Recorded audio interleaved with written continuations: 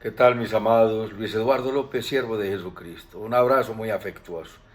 Vamos hoy a hablar de la voluntad de Dios, haciendo la voluntad de Dios. Haciendo de la voluntad de Dios, ¿qué es lo que ocurre? Tenemos el favor de Dios y tenemos su bendición. El apóstol Pablo escribe y encabeza así casi todas sus epístolas. Pablo, siervo de Jesucristo, por la voluntad de Dios. Pablo, siervo de Jesucristo, por la voluntad de Dios. Un hombre, ¿quién era Pablo? Era un hombre, un fariseo, celoso de la ley, y él se describe a él como fariseo en cuanto al cumplimiento de la ley, muy riguroso, hebreo de hebreos, de la tribu de Benjamín. Pero cuando Dios lo llamó, asumió su llamado con toda seriedad, compromiso y total obediencia y hasta la muerte. Diferente de lo que nos pasa a nosotros, que queremos hacer la voluntad de Dios de una manera selectiva, y lo que nosotros queremos realmente es salir de problemas. Pero cuando hacer la voluntad de Dios nos trae dificultades, lo pensamos varias veces. El mismo apóstol Pablo dice que los que quieren vivir piadosamente padecerán persecución. ¿Para qué llamó Dios a Pablo? Y todos recordamos, y los que no, les cuento que el apóstol pedía cartas al Sanedrín, el gran consejo de los fariseos, para perseguir a los seguidores del camino, como se llamaba la iglesia cristiana al nacer. Y por la voluntad del Sanedrín y por su celo por la religión, persiguió cristianos y fue apedreado Esteban, el primer mártir de la iglesia. Y cuando lo apedreaban, dice la escritura que un joven llamado Saulo cuidaba las vestiduras de aquellos que estaban lapidando al gran apóstol Esteban, el mártir, que como Jesús vio el cielo abierto y dijo: en tus manos encomiendo mi espíritu, como dijo el Señor. Pero el apóstol Pablo, en su celo religioso, cuando los historiadores lo ven y estudian la secuencia de los imperios, pasan de Babilonia a Medo-Persia, a Grecia, a Roma, y cuando llegan a Roma se encuentran con un hombre celoso que persiguió la iglesia cristiana hasta la muerte, y de un momento a otro recibe una transformación. Esa transformación, y logró hacer lo que hizo solo porque el Espíritu Santo estaba con él. No podemos hacer la voluntad de Dios si Dios no está con nosotros y si no nos rendimos a Jesucristo, y el Espíritu Santo vendrá a nosotros en el momento en que confesemos a Jesucristo como nuestro Señor. Nos da su gracia, nos equipa y nos da la fortaleza para dejar nuestra vida pasada. Hay un cambio de posición y hay un cambio de relación. Mi posición anteriormente, como la de Pablo. Pablo era perseguidor de la iglesia y era un hombre religioso, y yo era un hombre mundano. Pero así el Señor nos ha llamado a Pablo y a muchos, como me ha llamado a mí, para servirle. Y en ese servicio hemos padecido, hemos sufrido, pero en medio del padecimiento y de las tribulaciones, disfrutamos de algo que se llama la paz, que sobrepasa todo entendimiento en medio de dificultades, y uno tener gozo y paz, porque tiene uno una esperanza firme, porque tenemos un Dios fiel que ha dicho, como le dijo a Abraham: te bendeciré y de cierto te multiplicaré. Después, ¿para qué llamó Dios a Saulo de Tarso? Cuando lo envió a que fuera a donde un siervo llamado Ananías, Ananías se asustó y le dijo: Señor, este ha perseguido mucho a los cristianos. Y él le dijo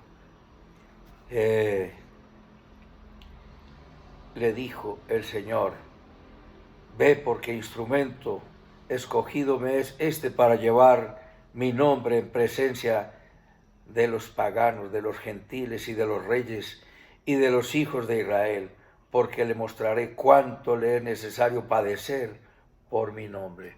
Un llamamiento bien fuerte, y un hombre que obedeció, su posición cambió, su relación cambió, pasó de ser un perdido, confundido, siguiendo una religión que no podía salvar. Si piensas que la religión te puede salvar, ahí tienes el ejemplo de Saulo de Tarso, celoso en cuanto a su religión, pero estaba en picada para el infierno, porque la religión no te puede salvar. Solo la sangre de Jesucristo derramada en la cruz nos puede dar salvación. Instrumento útil me es para llevar el Evangelio, y le mostraré cuánto es necesario padecer por causa de mi nombre. ¿Qué hay que hacer para hacer la voluntad de Dios? Orar. Fue lo que le pasó a Abraham. Dios le dijo, te daré un hijo y te daré gran descendencia. Él fue y le contó a su esposa, le dijo, allégate a mi esclava Agar. Tuvo un hijo, se llamó Ismael, y Dios le dijo, no es el hijo de la esclava, no es el hijo de la carne, es el hijo sobrenatural de la promesa, el que llevará mi nombre y mi descendencia. Y ya cuando estaba más viejo y totalmente imposibilitado, su esposa estéril y vieja también, le dio el hijo de la promesa, el hijo sobrenatural llamado Isaac. Si Abraham se hubiese puesto a orar para el cumplimiento de la promesa, no estaríamos metidos en esa guerra en la que está metida la tierra, de los perseguidores, los hijos de la esclavitud, representados en la esclava, a los hijos de la promesa, los hijos de la carne persiguiendo a los hijos del espíritu, los hijos carnales a los hijos espirituales. Las criaturas, los carnales son criaturas de Dios. Los espirituales que tenemos a Jesucristo somos hijos de Dios, es lo que dice Juan 1:10. A los que recibieron y creen en su nombre les dio potestad de ser hechos hijos de Dios. De manera que tu vida obedezca a un llamado de Dios, para que cumplas un propósito, como le dijo a Josué. Tú repartirás la tierra, y nunca se apartará este libro de tu boca, el libro de la ley, para que guardes y hagas conforme a todo lo que en él está escrito. Entonces harás prosperar tu camino y todo te saldrá bien. Y fue un hombre exitoso porque obedeció al Señor en su llamado y siempre tuvo la palabra en su corazón. Hombres llamados a obedecer. Dios nos llama para que proclamemos su palabra. Hay hombres que fracasaron, como Saúl, que desatendió la orden de Dios e hizo lo que el pueblo quiso. Dios le prohibió que tomara trofeos y que tomara animales. Y no, estos animales son para llevar sacrificios a Dios. ¿Se complace Dios con los sacrificios o con que se obedezca a su palabra? Ciertamente obedecer su palabra es mejor. Obedecer a Dios. ¿Y cuál es la obediencia a Dios? Creer en Jesucristo. Esa es la obra de Dios.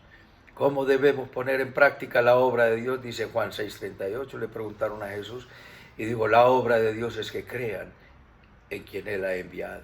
Cuando creemos en Jesucristo viene el Espíritu Santo y nos enseña a amar su palabra para que nos apartemos del pecado. El fundamento de Dios es firme y está bien puesto. Conoce Dios a los suyos y apártese de la iniquidad todo el que invoca su nombre. Dios te ha llamado, te está llamando. No es la religión que practicas, es la salvación en Jesucristo y tiene bendición. Harás prosperar tu camino y todo te saldrá bien. El gran ejemplo que tenemos en haber hecho la voluntad de Dios, muchos lo hicieron, pero ninguno como Jesús. Isaías 53:10 dice, la voluntad de Dios será en él prosperada. No vine a hacer mi voluntad, sino la voluntad del que me envió. Este mundo tiene un cambio y ese cambio opera en Jesucristo, porque el mundo es inmoral, es hipócrita, busca lo suyo propio, pero en Cristo aprendemos a amar incondicionalmente, a vivir en humildad, a ser generosos, bondadosos, fieles, íntegros. Y el Señor añadirá vestido, techo, lecho y mesa y todo lo que os falta. Mi Dios suplirá todo lo que te falta conforme a las riquezas en gloria. sigamos el ejemplo de Jesús y rindámonos a Él. Inclina tu rostro y dile conmigo. Bendito Padre Celestial, te doy las gracias por tu palabra. Te pido perdón por mis pecados. Confieso que Jesucristo es mi Señor, mi Dios y mi Salvador. Te entrego mi vida. Quiero hacer tu voluntad y haz de mí un vaso útil para gloria de tu nombre. En Cristo Jesús. Amén, amén y amén. Un abrazo, mis amados, y hasta otra oportunidad.